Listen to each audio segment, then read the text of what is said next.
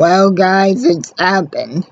After four, after almost 5 years of being in production L, I have finally just returned from seeing Toy Story 4 today, Tuesday, July the 2nd, 2019.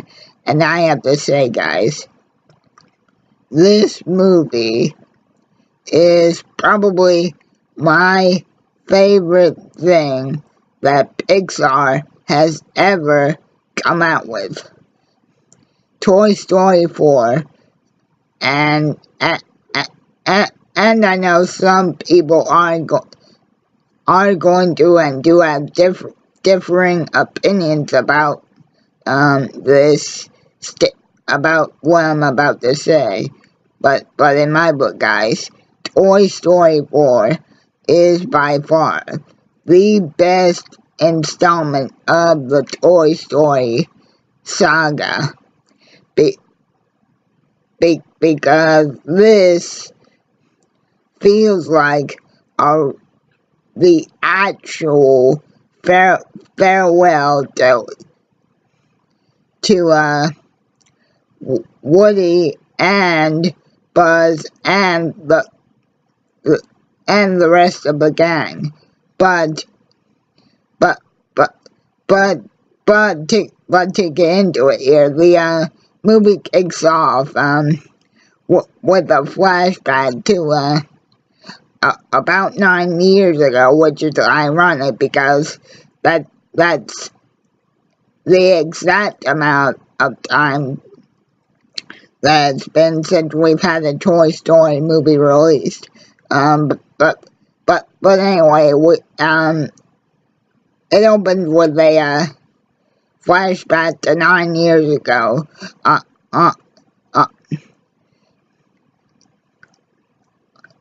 To a stormy night, which also happens to be the last night that Woody and the rest of the toys would actually physically see Bo Peep until later in this movie.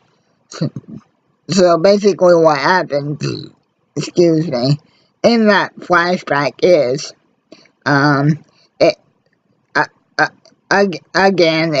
it's raining and Woody, Buzz, Slinky, and Bo Peep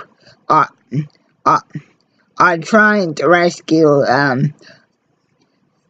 Andy's old racing car buddy RC, who has somehow gotten outside of the house and gotten stuck in the mud.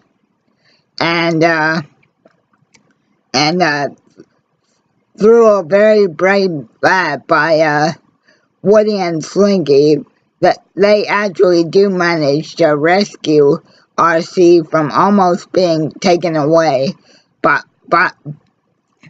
the massive mudslide being created by the rain. But right after Woody gets RC back in the window, the window to Andy's room is accidentally shut, and Bo actually manages to open it enough to get Woody back inside, but she also tells him that, hey Woody, this isn't for me. I've got to move on, and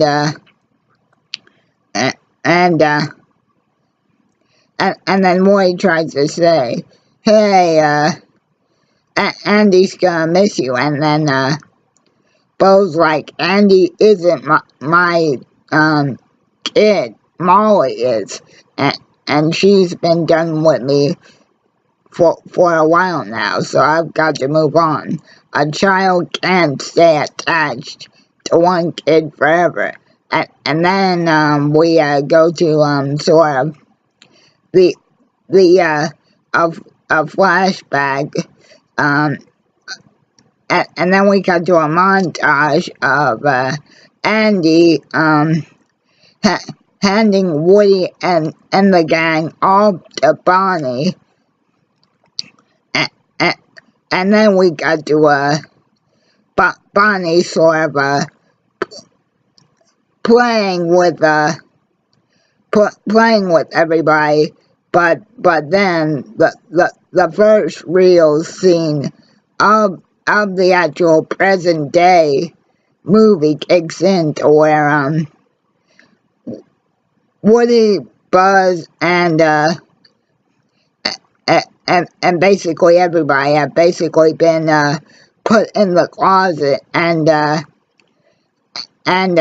Dolly Doll, which is sort of taken over Woody's position, since the toys are now in the care of Bonnie, saying, "Hey guys, maybe today's the day we'll actually all get played with." And then Buzz comes over to Woody and says, "Hey buddy, how are you feeling today?" And then Woody says, "I feel great." And then Bonnie comes up to her room, just like Andy would. However, and this is the first major point I want to make in this review, guys. Woody absolutely gets the shot throughout the entirety of this 2-hour movie, man. And what I mean by that is Woody is now basically reduced to staying in the closet, and he's starting to get depressed. But then all of a sudden, the the orientation day for Bonnie to go into kindergarten comes, and Woody just happens to see through Bonnie's closet door that that she's really nervous and apprehensive about doing this.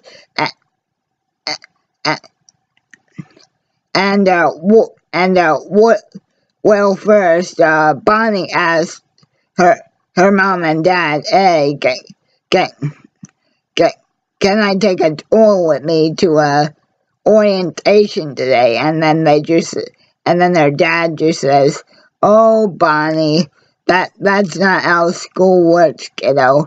And then Woody tries to convince the rest of the gang to basically get somebody to go with Bonnie to the orientation day at her new school.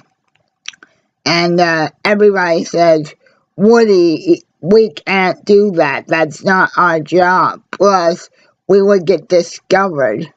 So after Woody's idea is shut down, Woody makes the bold decision to sneak into Bonnie's book bag and go with her to the first day of kindergarten himself. And then of course everybody thinks Woody's crazy, but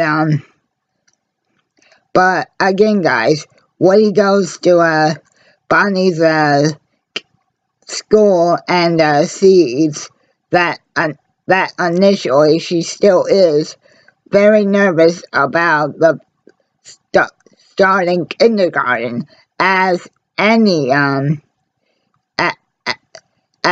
as anybody would be, especially when you've just graduated preschool, because that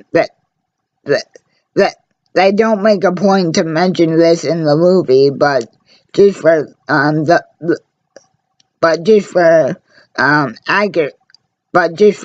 a reference, kindergarten is actually a full 6-hour day. So Woody sees that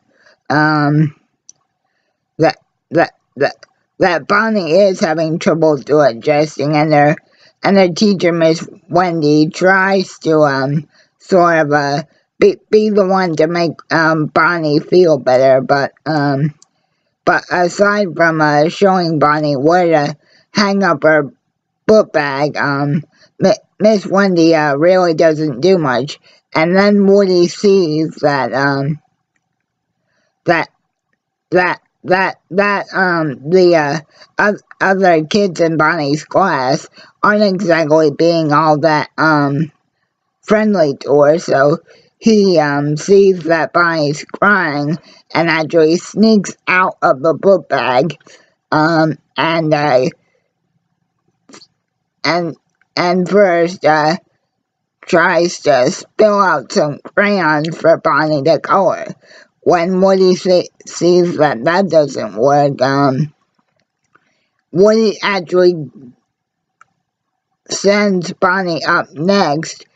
Woody throws on the table the pieces that Bonnie uses to ultimately make Forky. And then Miss Wendy says, "Oh, Bonnie, he's super cool. What's his name?" And then of course Bonnie says, "Oh, my name is Forky. How are you guys doing?" And then at the end of the day, Bonnie puts Forky in her book bag, where she does not know what he has been throughout the entire day, and then and then as soon as Bonnie closes the zipper,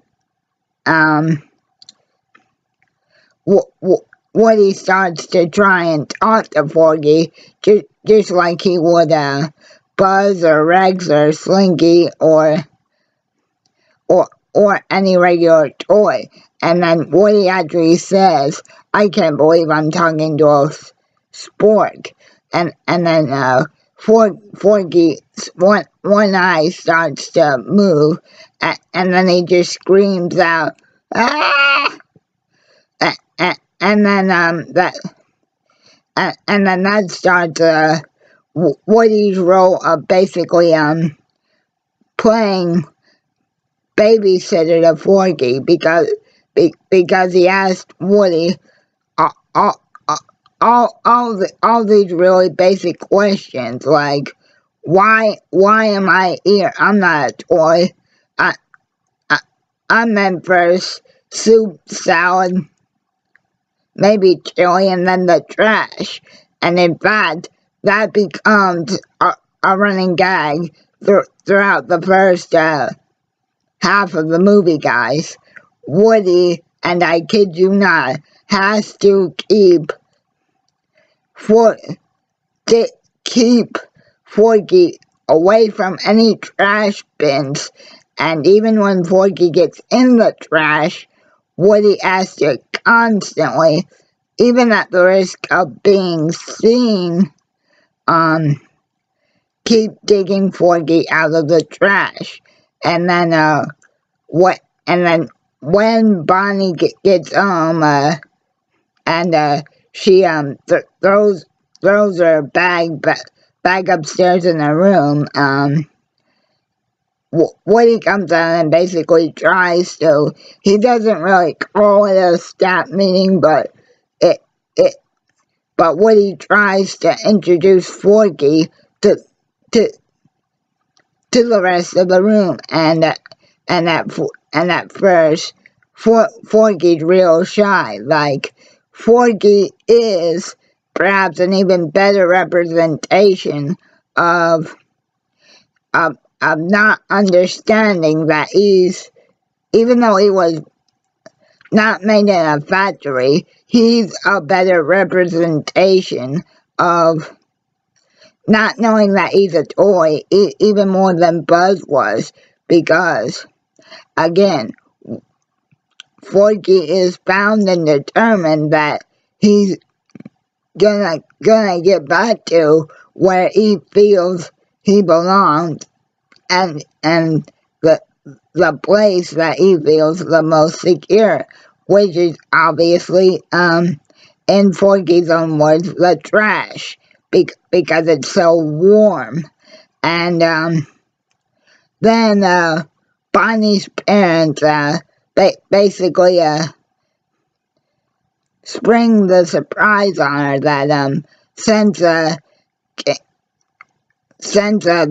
first full day of kindergarten for the year actually doesn't start for another week, that they're going on a road trip, and so and then so Bonnie, her parents, and Forky and all the rest of the toys basically get packed into this rented RV, which actually has a very funny scene, that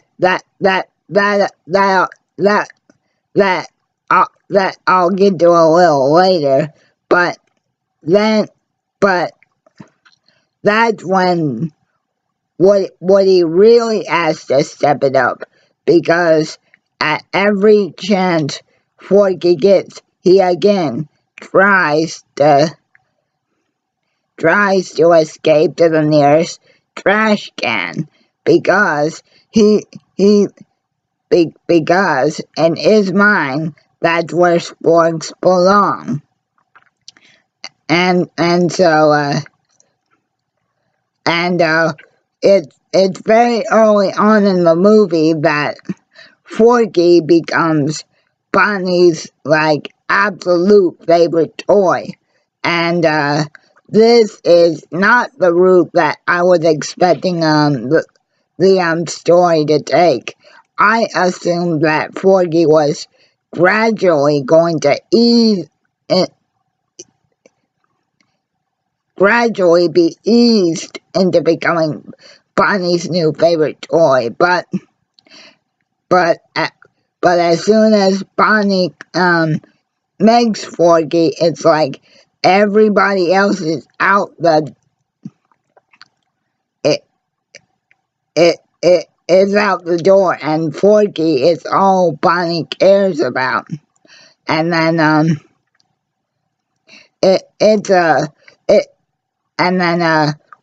late one night, when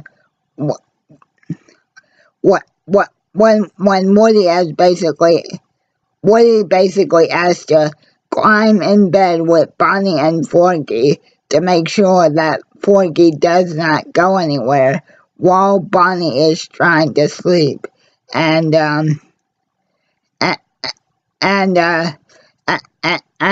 actually earlier, a couple mornings before this, Woody actually wakes up and finds Forky literally sleeping in Bonnie's little trash can. But then Forky actually manages to jump out of the RV's window and says, "I'm litter, I'm free." And then Woody says, "Hey, I gotta go after him." And then Buzz, Rex, and basically everybody says, "Woody, don't." And then Woody jumps out the RV and it's like practically almost breaks his neck, but after a while of literally calling out Forky's name, Woody does finally manage to find Forky, who's literally got his spork head caught in some dirt. And then there's this hilarious thing where Forky has figured out how to walk, but he tries to get Woody to carry him, and then it's like Forky will walk for like a few seconds, but then he'll say, "Carry me," and Woody keeps saying no, and that's when Woody will literally have to drag Forky by his string end, and at one point, parts of both of Forky's hands come off of him, and there's an even funnier scene. Right when Forky comes out of Bonnie's book bag when they get when they get back home, but before they get before they're in the RV, where as soon as Forky tries to stand up, he he he he, he literally falls over from being shot by everyone trying to say hi, and he literally falls over, and his popsicle feet break off, and one of his googly eyes does too. But anyway, while Woody is basically trying to drag Forky back to where the RV is resting for the night, he also tries to explain to Forky that he is still a toy, and that right now their job is to get back to Bonnie. But then Woody just happens to spot Bo Peep's old lamp that she used to come with, and then Woody actually says, "Bo," and then and then I forget exactly what happens. That they almost get spotted by somebody, or maybe even almost stepped on, and that causes Bo Peep to actually basically swoop in and bail them out, and then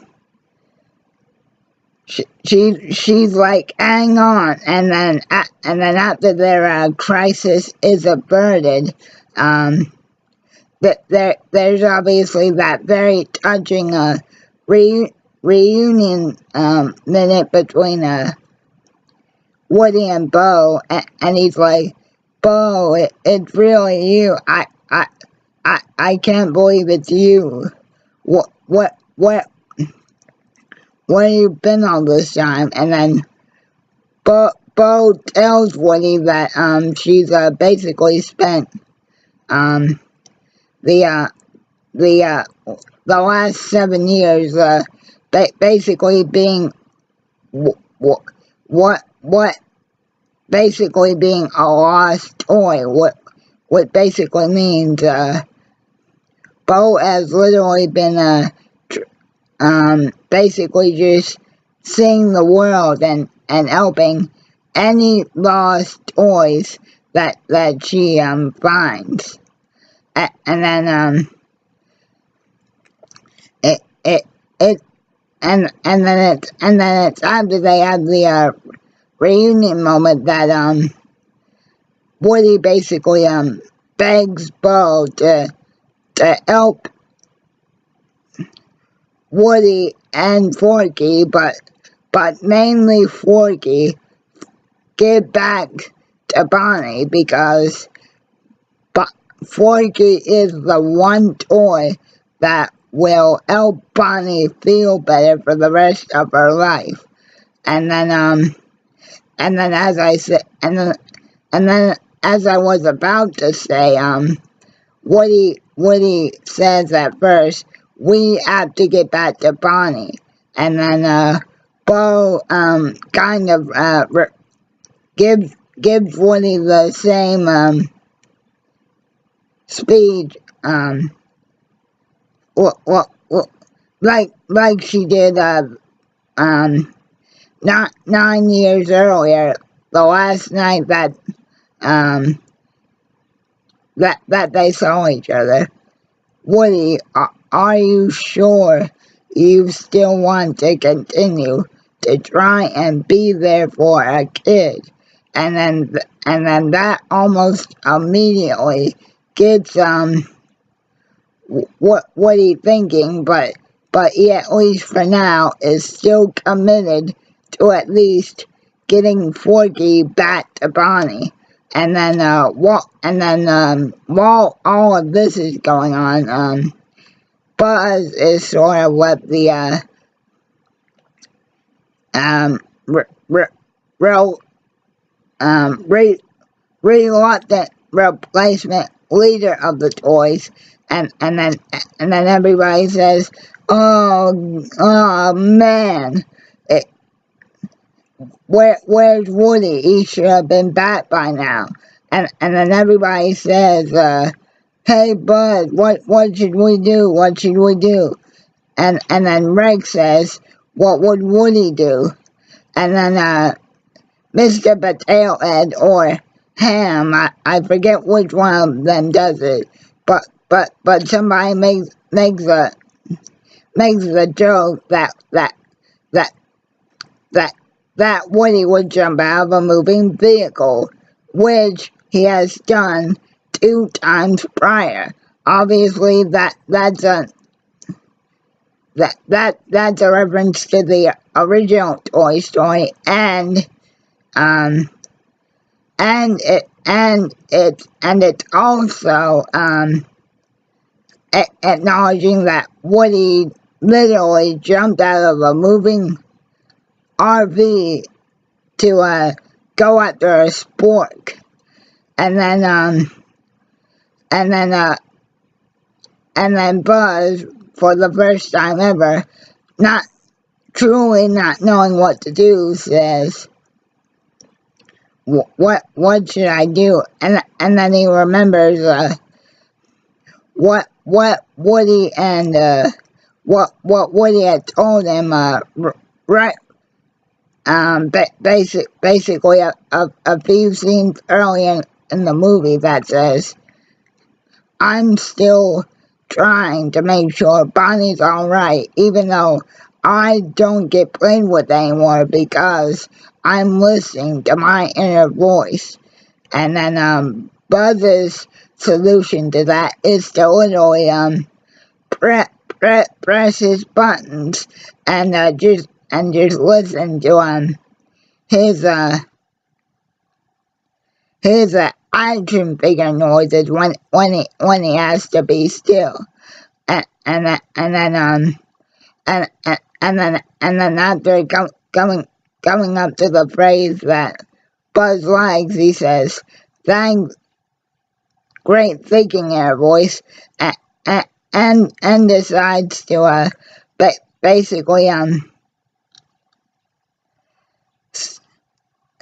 basically jumps out the window and uses the Ferris wheel, because at this time in the movie, everyone, but Bonnie and her parents have actually made it to the carnival, where Bo and some other people that I'm about to mention here have basically been traveling with. And then Bonnie is like, she's basically upset, and she tells her mom and dad, where's Forky? We gotta find Forky. And then Buzz basically leaves it in the hands of Jesse and everybody else to basically stay in the RV and make sure that the RV does not go anywhere until Buzz is able to find Woody and Forky again. And then and then Buzz eventually does manage to meet up with Bo, Forky, and Woody, pretty much right after Bo basically ask Woody the question again. Isn't there something more you want to do with it, the time you still got before it's too late? And then Buzz says to Woody, all right, Sheriff. We found Forky. It's time to get back home. But then Forky ends up getting picked up by somebody else at this kind of like playground area that the carnival grounds have, and Forky ends up getting taken to this antique store where Bo actually spent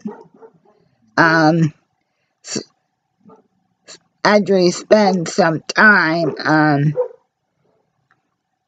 sitting on the shelf, but before she realized, hey, I'm not waiting around just to get picked up for a number of years and then get ditched by another kid growing up. So like I said, Woody convinces Bo to basically to basically take him and Buzz to this antique store to try and get Forky back.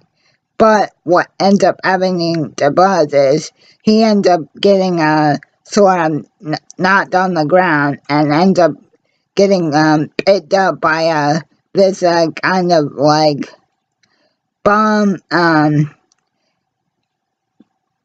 prize guy that is basically responsible for doing one of the prize games at the carnival, and Buzz ends up basically becoming a temporary prize when he ends up meeting Bunny and Dougie, which is these really two cool stuffed prizes, plushies as they're called, that basically tell Buzz, hey, Lightyear, you're not gonna take away our top prize spot. And then after Dougie convinces Bunny to help him reach Buzz enough so that Dougie can kick him. Woody and Bo eventually do find Buzz again, and then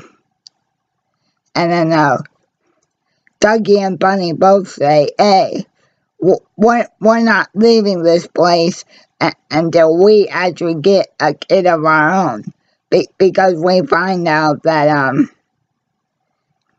but beneath Dougie and Bunny's like cool, almost like gangster-like attitude, deep down inside, all they really do want is somebody to take them home and play with them. And then Woody offers that once they get Forky back, he'll take Dougie and Bunny with him back to Bonnie, and then that basically convinces everybody to basically get into Bo Peep's, and I'm not even gonna lie, guys. You've heard of the Batmobile? Well, Bo Peep has developed this kind of like makeshift skunk mobile with the help of her faithful sheep, Billy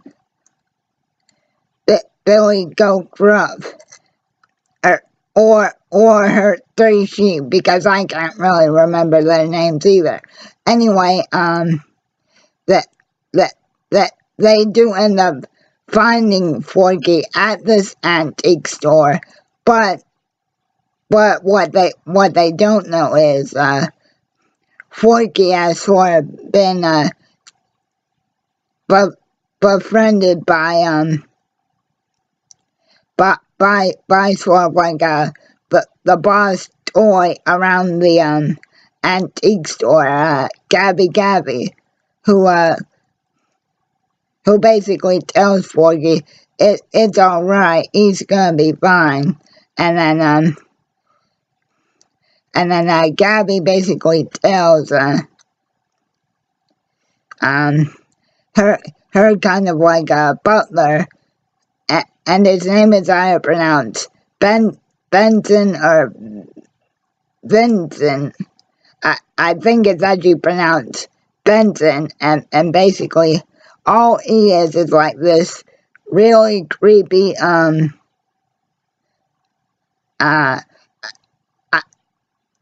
I guess you could call Benson a ventriloquist dummy, and basically he's Gabby's like servant, and then Forky being the clueless newborn creation that he is, proceeds to tell Gabby everything about Woody, and the fact that Woody had a kid prior to Bonnie named Andy, and then once Bo Peep, the sheep, Bunny and Dougie, Woody and Buzz all make it to the antique store, that they basically struggle with the way to get in, because Woody basically wants to basically get in, rescue Forky, and then get straight out. But this is where I think Bo Peep really shines in this movie, because she basically tells Woody, no, we're not going in that way. We need a plan.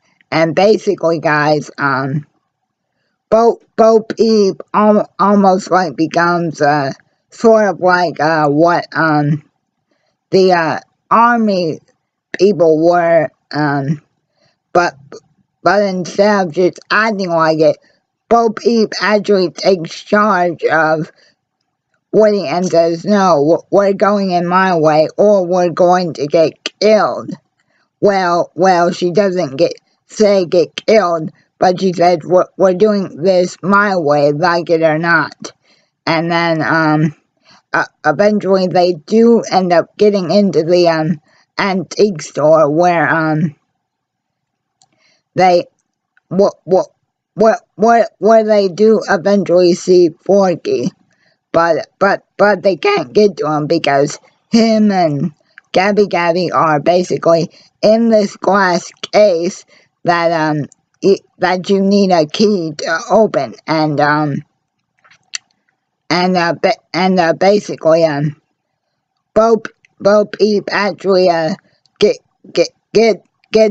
gets another lost toy that she's met through basically just traveling around, named Duke Kaboom, who is basically this stunt devil toy, who was basically thrown out by his owner,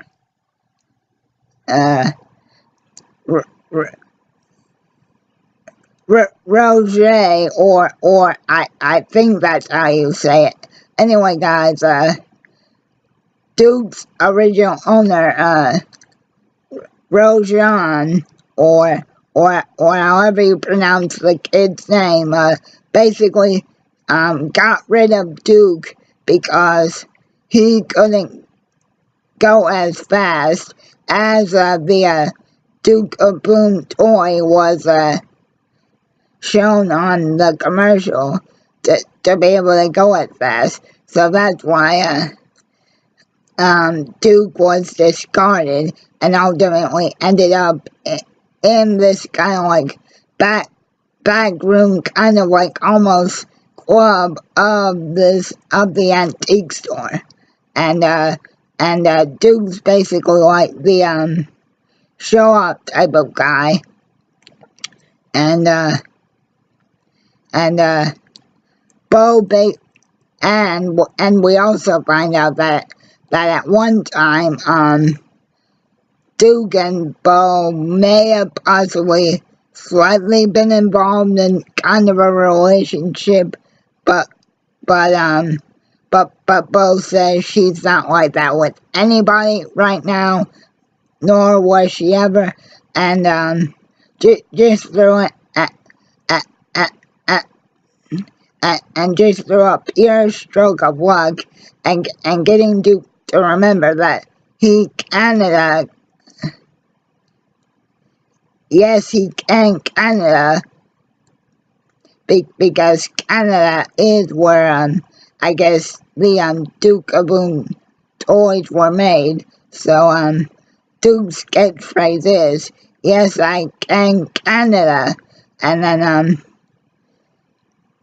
and then through Duke and Woody, much to Woody's own dismay, managed to jump over to finally get the key from the owner of the antique store.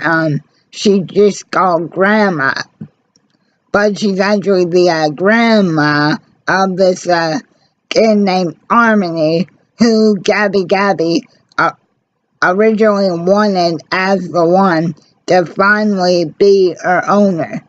But she ultimately ends up telling Woody that he can't go anywhere because he is the one that finally has what Gabby needs to basically be able to have Harmony take her home. And what Gabby needs is a voice box, because she states that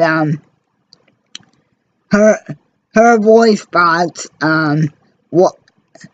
has basically, she's basically been defective ever since she was made from the factory. And using everything that Forky has told her about Andy, she ultimately convinces Woody to and Woody eventually agrees that as long as Gabby will let Forky go, that Woody will basically let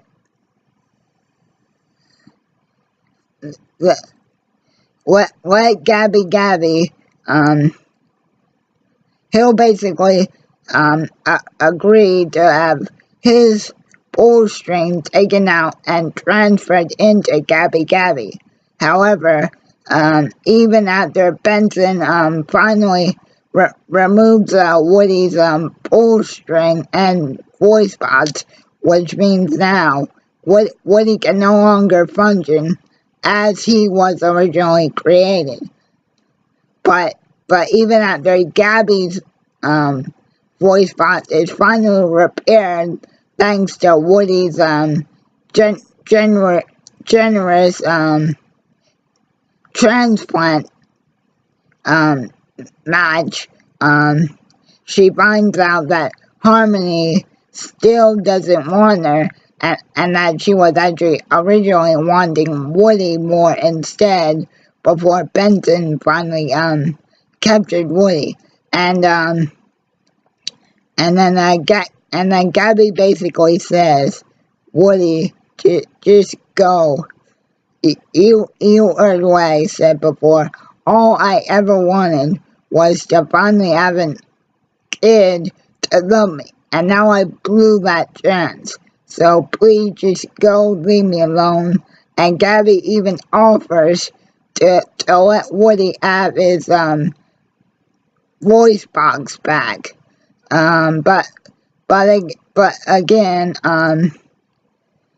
Woody basically tries to play the nurturing sort of comfort figure to Gabby in saying that, again, if they can give that to Bonnie, that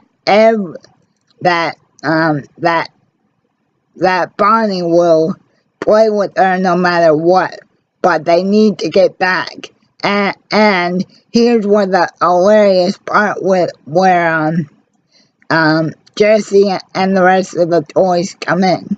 So after Bonnie's parents basically had enough of wasting their time looking for some plastic spork that their kindergartner made in orientation day, they try and leave, but Jessie basically punctures their tire, and then Bonnie's unicorn, with the help of Bonnie's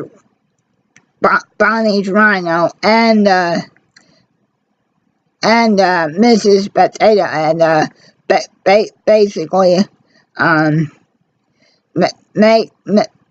make it so Bonnie's dad can't control the brick, and the unicorn's entire goal throughout the whole movie is to actually get Bonnie's dad to go to jail, and he even almost accomplishes this. But enough about that, guys. It's time to actually get to the kind of like the main event there, and I apologize in advance if I kind of get choked up here, guys. So after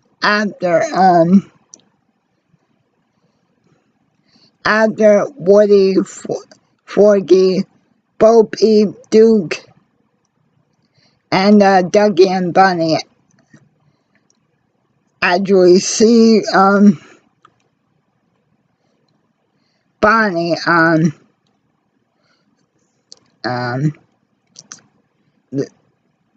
Forky and everybody else basically makes it on top of the RV as the cops have basically been trying to get Bonnie's parents to pull over the RV for a few split scenes now, and then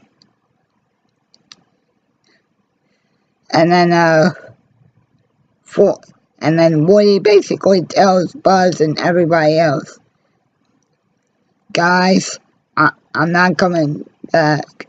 Well, it originally doesn't go like that.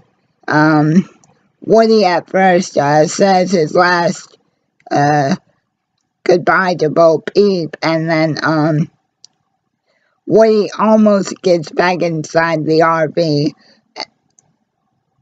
and then basically says to everybody, no, I can't go back, guys. And then everybody gets basically on the roof of the RV together, and then Woody basically has to tell every single member of the gang that he basically won't be going home with them, and he basically hands over his sheriff's star that he's always had on his chest to Jessie, and then everybody basically gives Woody one last hug, and then the truly heartbreaking hug is, and And there is actually no speaking dialogue between Woody and Buzz when they hug, but it's the kind of hug where without saying anything to the opposite toy, in that moment, that hug, you could tell, was basically Buzz and Woody saying to each other without saying it, basically, thanks for everything, my friend, and I will miss you. And then that's basically it, guys. Woody basically ducks back under the Woody basically jumps back to Bo, gives her a hug, and then the last Easter egg that I'll point out, which is a reference to Toy Story 2, is when Jessie gives Woody her goodbye hug. It's she does the exact same kind of kill me hug that she gave to Woody when she first met him in Toy Story 2. And then the part where I got teary-eyed the most is where Woody basically says so long to everybody, basically goes back down to where Bo is, and then Rex says, so is Woody a lost toy now? And then Buzz says, no, Rex, he's not lost, not anymore. And then the last line before the credits roll is both of them saying, for the last time, Woody will be happy and okay. So long, Sheriff, to infinity and Woody says beyond. And that, guys, is the end of Toy Story 4. So, and don't get me wrong, guys, this movie is probably the funniest installment in the entire franchise, especially what Bunny and Dougie try and think of to get the key to unlock Forky and Gabby Gabby from Harmony's grandmother, and it's basically just basically jump out and attack her like a couple of crazy plushes. And then the funniest idea of all that they come up with is to basically not kill the old lady, but to basically scare her while she's sleeping, and while she's screaming, that's when they hand over the key. But honestly, guys, this, I feel like, is the truest way to send off the Toy Story franchise, because it was truly Woody realizing that he's done all he can to try and make a kid happy. In fact, his last act of kindness for Gabby was, again, as I mentioned, to hand over his voice box. So now Woody can never actually be played with in the way that he was made to. So I feel like that's what ultimately led to Woody's decision to continue to travel on with Bo. And honestly, guys, my really only complaint about the movie is Bo sort of had this like Officer Officer Giggle is all I'm gonna say, because her actual full name is hard to pronounce. But I feel like she got in the way too much. I I I feel like Bo Sheep could have like popped up once and then basically been scarce for the rest of the movie. But overall, guys, Woody is finally truly free now, and and I just like to say, so long, Woody.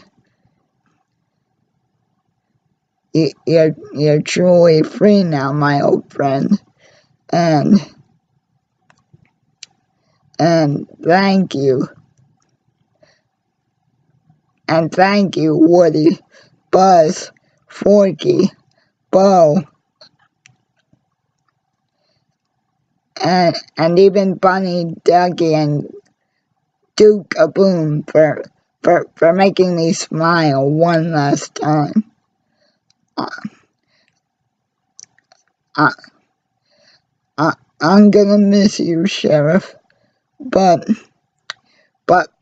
as you would say, reach for the sky, and as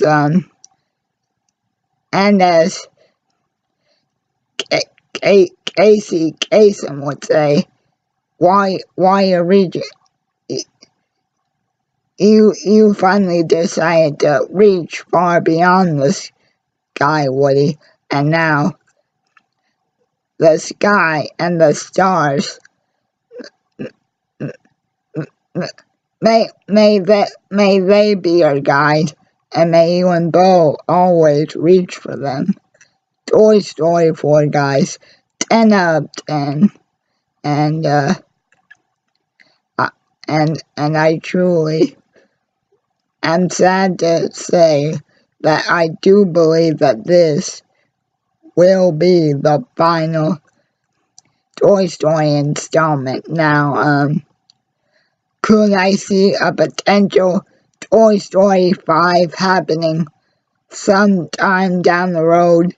Yes, but I feel like it would have to center around what Woody and Bo have been up to now that they are truly free and just exploring the world. But again, guys, I'd just like to say thank you to Pixar, to John Lasseter, for coming up with the original idea for Toy Story 4. And just again, thank you, Woody. You made me smile one last time. And you always will be the #1 sheriff in the toy box